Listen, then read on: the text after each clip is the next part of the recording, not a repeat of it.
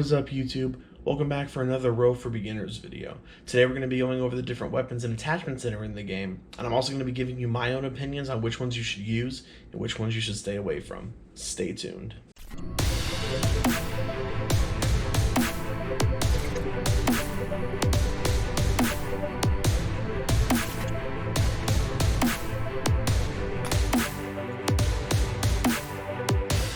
If you guys are new here and you haven't seen the series yet, I'll go ahead and link the playlist in the top right of the screen for you to check out. So we're at the most important part in the series. We're going to be talking about the things that you will be using to help aid you.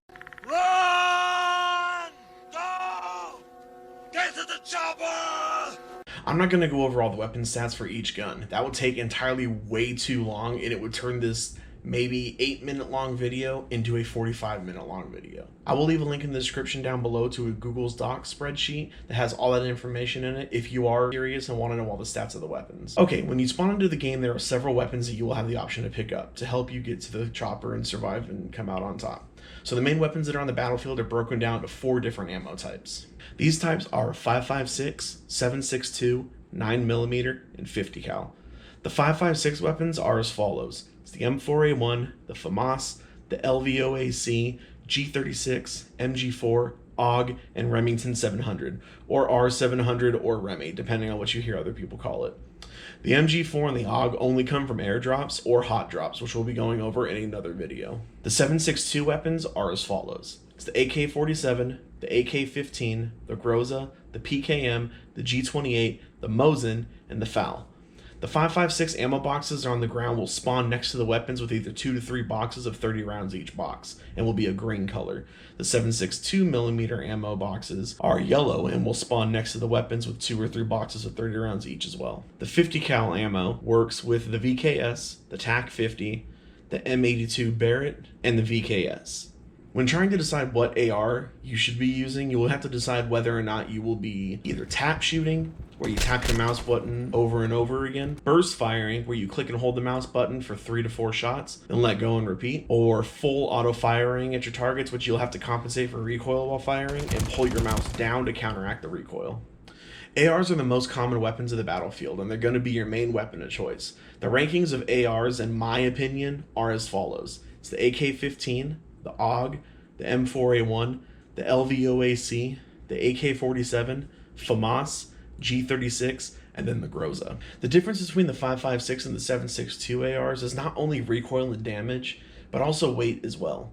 The AK-15 deals 51 damage to the body without armor, whereas the M4 and AUG only do 44. This might not seem like a big deal, but when you're in gunfights, 2 to 3 shots will make or break a fight.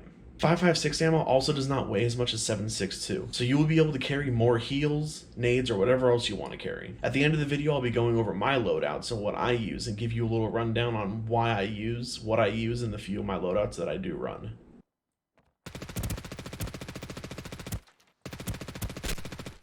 Another type of weapon on the battlefield that you will see are SMGs or 9mm ammo. There are currently 5 SMGs in the game, and 4 of them use 9mm ammo, and the P90, which you can only get in airdrops, uses the 5.7mm rounds. My ranking for the SMGs are as follows. It's the Scorpion, the MPX-SD, the Vector, the P90, and the MP5. The reason why the Scorpion is in first is because it has the fastest fire rate out of all the SMGs at 1150 rounds per minute. The Vector has a second highest at 1090. The overall damage from the SMGs is in the MPX-SD though. The MPX only has a fire rate of 850, but it packs a punch with its shots compared to the others. Okay, now we're on to the 50 cal weapons. The 50 cal weapons are as follows. It's the M82 Barrett, it's the VKS, the Desert Eagle or the Deagle, and the TAC-50. Currently the Deagle and the VKS can be picked up in houses, where the Barrett and TAC-50 come from hot drops or airdrops. Same goes for the M200, which is another sniper rifle that uses 408.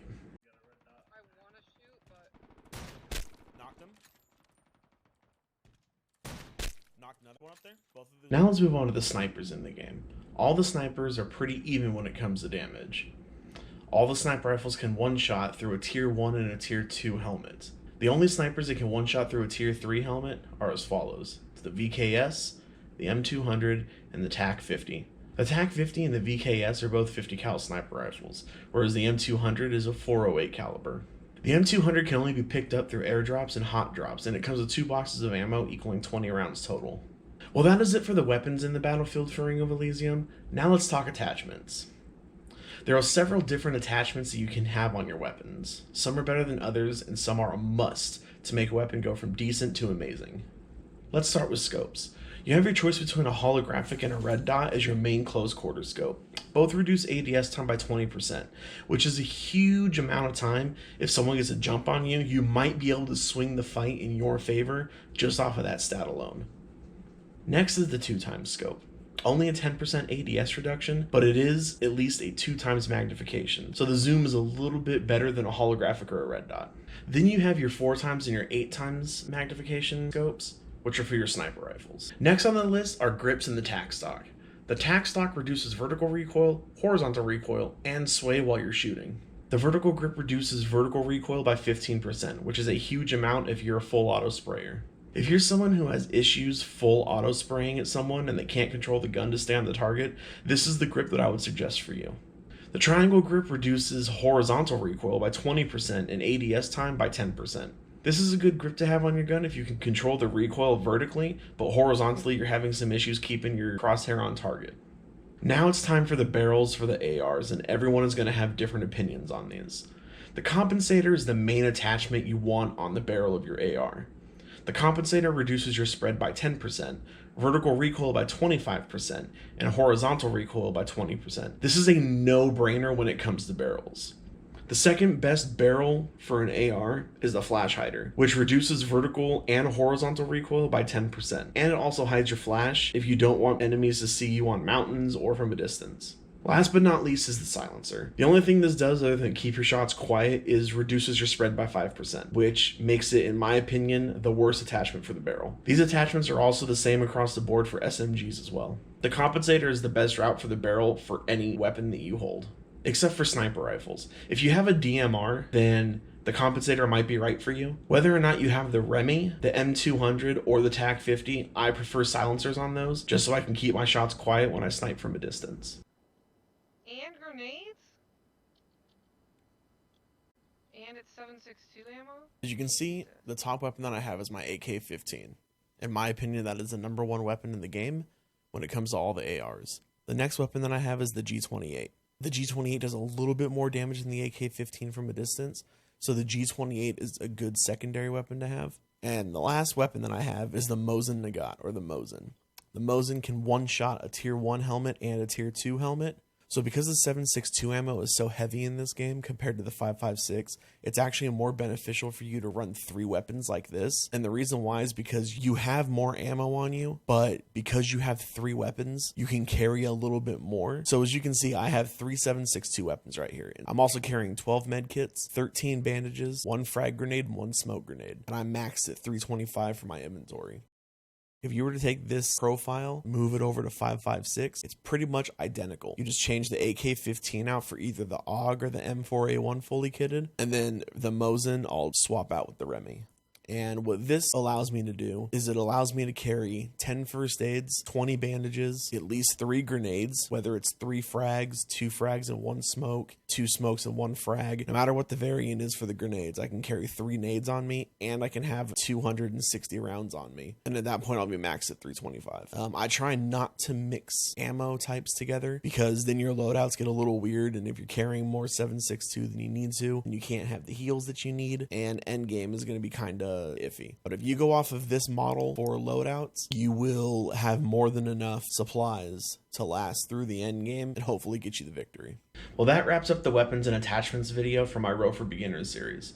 If you enjoyed the video, make sure you give it a thumbs up. Also, make sure you click that subscribe button and click the bell icon to turn on notifications so you don't miss any new videos. If you want to catch the action live, I do stream on Twitch Monday through Friday. Link will be in the description down below. Until next time.